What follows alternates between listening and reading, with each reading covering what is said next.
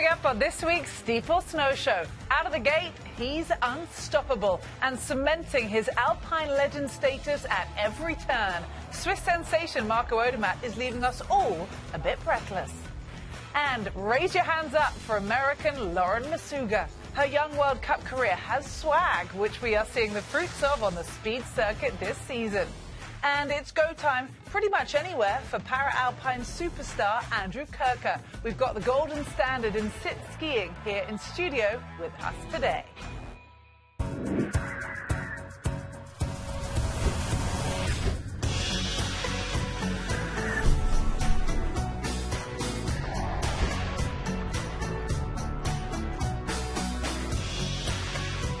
And we welcome you into this week's edition of the Stifel Snow Show with me, Cara Banks, where we get a chance to bring you the latest and greatest in skiing and snowboarding from around the world. And it has been an exciting week for the US ski and snowboard teams across the globe. The men's alpine team remained on home soil, this time in Colorado at the Stifel Aspen Winter National.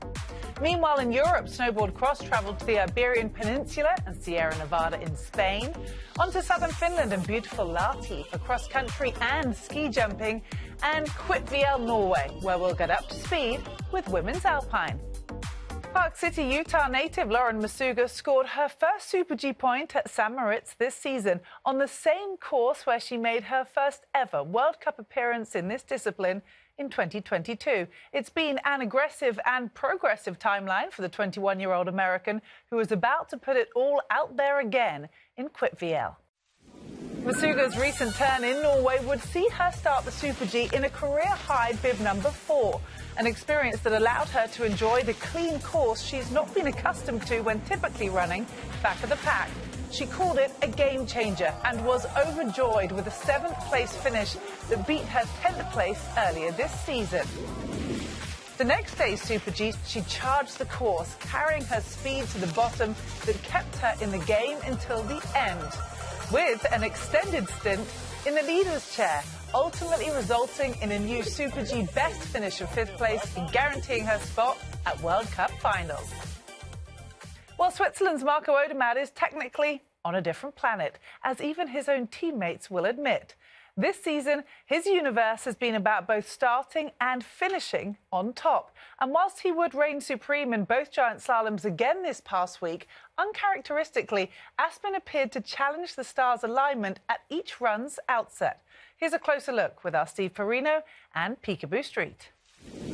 Marco Odermatt has a way of bringing out his best when it is absolutely necessary. He's skiing within himself at this point, which is still as fast or faster than most people. But look at him get into this spot of bother. 10 feet off the line, but he always seems to be in the kind of balance where he can make this incredible recovery, and he's back on line within one turn. And on the bottom, as he says all along, I know I can bring it back, and somehow he did. In the next day's giant slalom, Odermatt would again face some turbulence on his flight down the course. After finding himself in 3rd place following run 1, it was unfamiliar territory for the Swiss skier. We see him actually come in and make a really rare mistake. He gets in the back seat, asks everything of those skis. They give it to him, launch him almost out of the course. He ends up all kinds of twisted up, hand behind his back, skis pointing in the complete wrong direction, sideways to the hill. And then somehow he literally hops into this next turn and is able to get back on his skis and make a fairly decent turn right here. And then the next 2 turns, arcing just fatties, I mean tip to tail, and using the last bit of this pitch to gain the momentum he needed, driving his knee around the inside turn, taking a little bit of a risky line, and somehow just reels it back in, and not only wins it, but boom, look at the margin that he comes in with. Let's move to our Fast Facts powered by iFit. Welcome to the world of intelligent fitness. Odermatt won his final 3 giant slalom races of last season and then secured the first 7 races in the tech event this season, becoming one of only 3 skiers to win 10 consecutive races in a single discipline. Aspen saw him add 2 more notches to his belt, now at 12 and counting. Well, there's strength, and support in the men's alpine team, and Aspen was the perfect place to showcase all of that and more. Olympian River Radames has produced 3 top 10 results so far this season, including, of course, the giant slalom podium in Palisades. But despite a beautiful race day, the Aspen course proved aggressive and icy, leaving him just outside of the top 10, placing 11th. On day 2 at the Aspen Winter National, fellow Olympian Tommy Ford faced even icier conditions, yet still managed to ski a strong second run, 3rd fastest, in fact, to move up 10 spots and take 16th place. At the finish, he was cheered by an exuberant Radames, clearly excited for his friend and teammates' top 20 showing. Well, last week in Palisades, Jet Seymour clocked a top 15 finish in slalom, his best result this season. His best result last season, 7th at Chamonix, had kept him, quote, hungry for more. And while Aspen returned a top 25 result, this Colorado native's appetite to realise goals remains intact. But he's keeping it light, supported by his ski tech, a pinch of humour, and more than a dash of gratitude. I'm Jet Seymour. I'm from Steamboat Springs, Colorado, and I'm 25. Sunday is my event, the slalom. It's about as close to a home race as I'll probably ever get. I like to keep it pretty light on training days. Don't take it too seriously. Just have some fun, listen to some music, tell some jokes. He's Spanish. They don't even have snow in their country. All right, rip it up. Jake also goes by Dippy. I call him Dippy. He's looking at how the skis are working on the snow. Should be pretty similar to how the racetrack is. All the technicians around here really like kind of the brains behind the whole operation, if you will. It's like the tail was washing out a little bit on it. Yeah, a little bit. Yeah. Training days, like today, we tried a couple different pairs of skis. I don't know, I felt like the tip wasn't grabbing enough. It comes down to, on race day, like looking at the snow and seeing how aggressive it is or how icy it is and trying to figure out what ski's going to work best for that. I'll give him feedback every run if we tried something different or whatnot, how it changes, and it's just putting together a bunch of puzzle pieces pretty much for Sunday.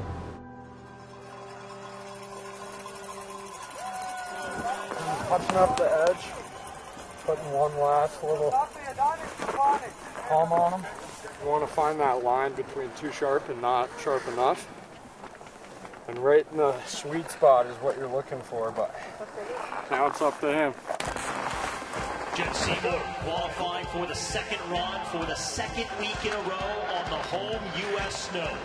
Yesterday we had the opportunity to ski top of the GS Hill, which is similar snow to the top of the slalom. Super slippery, really challenging. My ski tech, Dippy, he was able to get tools he needed to tune the skis completely differently, and we were uphill until the lift closed until we found the setup that worked for me. I look forward to continuing to work with him and building on our relationship. We grew up skiing together. He's an amazing guy to be around, and I couldn't do any of this without him.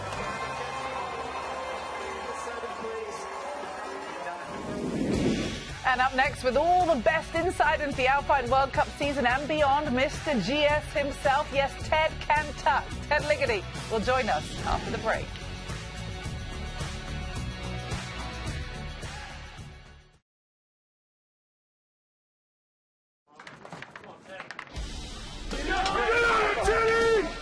No one knows more than Ted Ligety. He's got his foot in the floor here.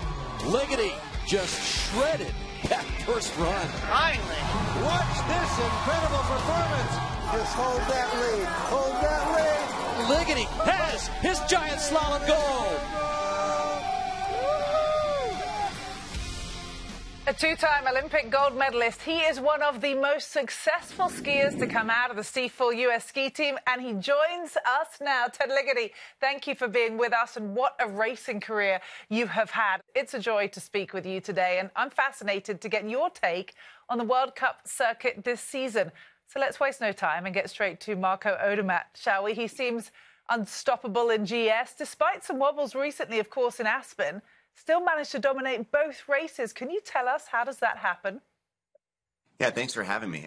Marco Odermatt this year has been on a tear. I mean, starting actually last year, the last couple years, he's won 17 out of the last 20 races, which that's unbelievable in the level of consistency. And when your confidence is that high and you're on, you can basically do no wrong. That he can make those mistakes and then still put a half a second on the field in the last split. You know, he can get away with murder, essentially.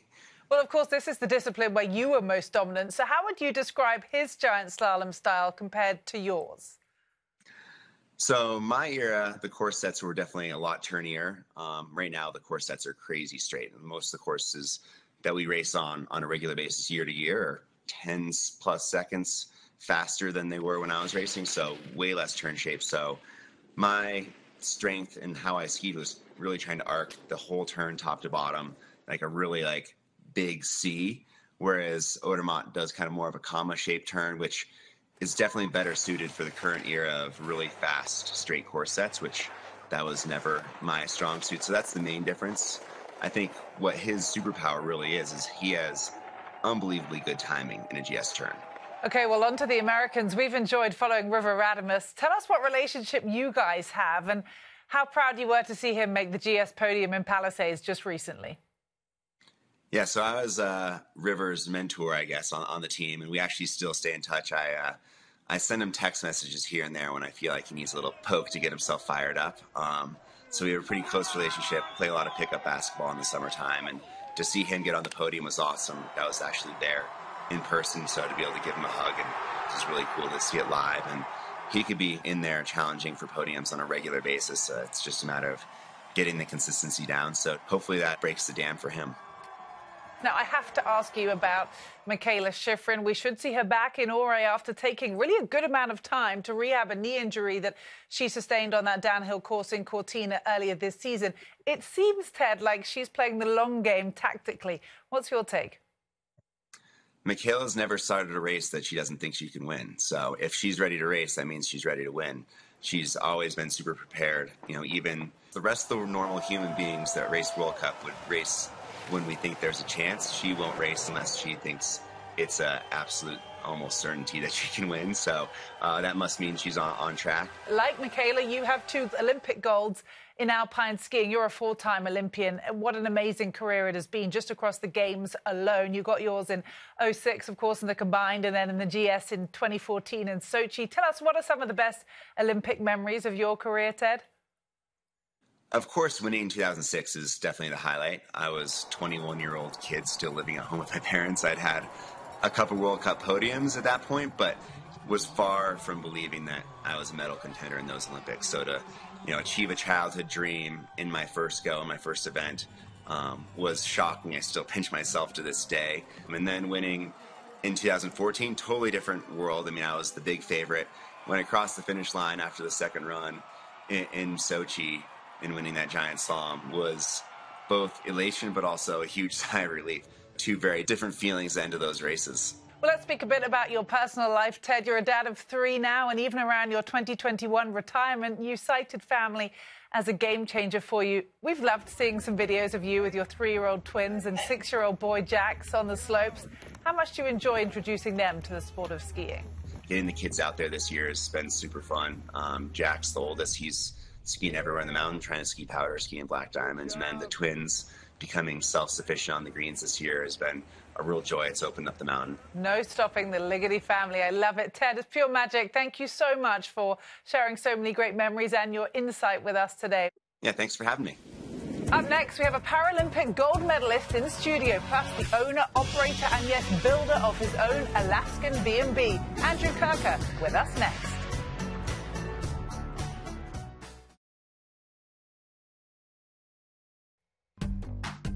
Paralympic gold medalist Andrew Kurka is all about what's possible. He earned his place in Paralympic folklore as the Games continue to ascend in the global sports stratosphere, and Kurka is ready to manage, assess, inspect, and send it right into our studio. Yes, we're delighted to have him here with us on the Stifel Snow Show today. Andrew, thanks for being with us. Thanks for having me. And thanks for bringing all the gear. I was going to say you travel light. Yeah, I know. Well, I needed to bring it in, to show an example, to show everybody exactly what sit skiing is all about. So we're going to get into it. But before you explain how all of this works, tell us, how did you get into sit skiing in the first place? When I broke my back, my life had completely flipped upside down. I was kind of at a loss of what to do. I started kind of wrestling again. I started refereeing. I started trying to get back into what my life was before, but I never really fit. Like, that puzzle piece was always kind of a little bit off. And then my physical therapist introduced me to Paralympic sport, introduced me to adaptive sport. And, instead of having to fight twice as hard to try to beat people who were able-bodied, I was like, oh man, I fit in perfect here. The puzzle piece just fit perfect. You hadn't skied before either, so you were kind of learning this all for the first time. You have got to walk us through this piece of equipment. I know, obviously, Toyota made it for you. Just explain how it works. Okay, I will. So this sit ski is completely unique. What's very different about this is in the top, other than being completely custom carbon Kevlar and molded and fit completely to my body, is something new. We have this air pocket that sits inside, which you pump up right before you race, while you're skiing, whatever, and it tightens everything down around your body. So everything helps me to sit in really tight. And then they took their own custom shock, which acts as our knees in a more direct fashion. When we compress it, that shock compresses at the same time, just like our knees do, and with it being horizontal, it shoots forward. So we get acceleration both from the shock in this manner, and then we get acceleration from the ski as well. The foot of the ski Okay, pops. so it is a traditional binding. That's what I was going to ask. Yeah, right. Yeah, it's a traditional binding. The big difference with bindings and skis and everything for sit skiers is we don't want to pop out of our skis. Right. Ever. Where most people, you want to pop out of your binding so that your knees don't get hurt. And in our situation, we actually pop into the ski and we hold these in each hand. And basically what they are is, they're outriggers, is what they're called, but what they do is, A, help us to keep our balance, but B, I think I use them primarily so that I can feel what the snow conditions are. It helps you to adjust to the snow conditions and then help adjust yourself in the air. And we try not to go slow. What is the secret to going fast?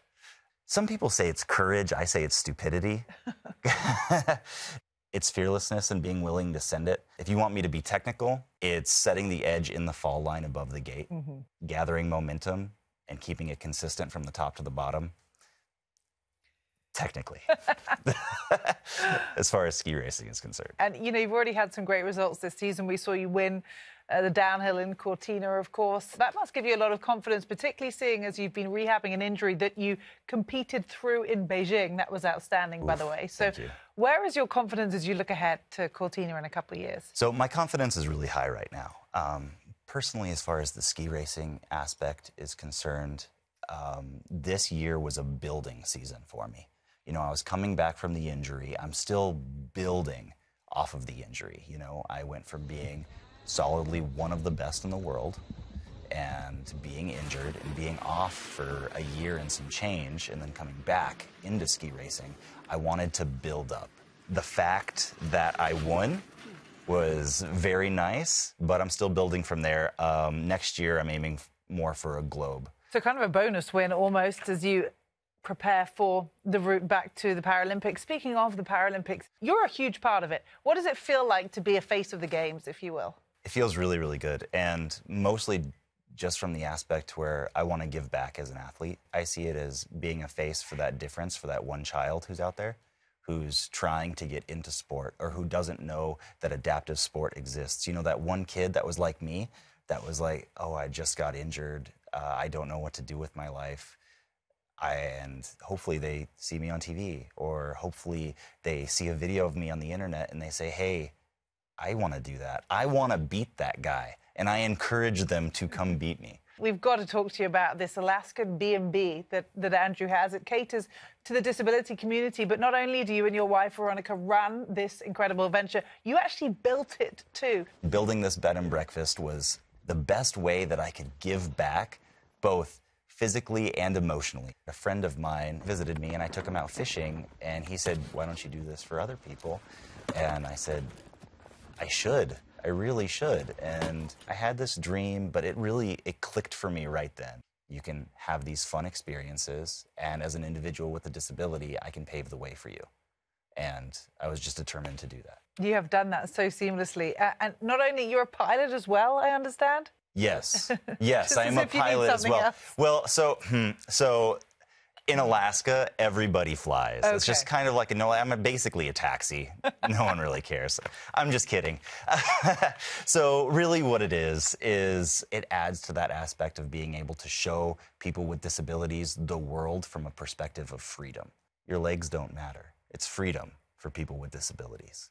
Wow, I could listen to you talk all day. Andrew Kurka, what a joy to have him with us in studio. Stay tuned. We have got so much more to come on this week's edition of the Stifel Snow Show.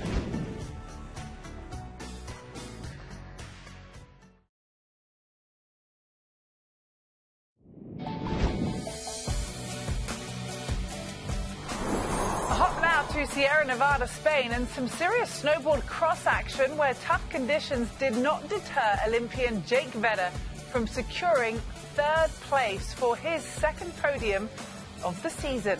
He was, quote, stoked to get back in the top trio behind a photo finish for Leon Ulbricht of Germany and Canada's Elio Grandi.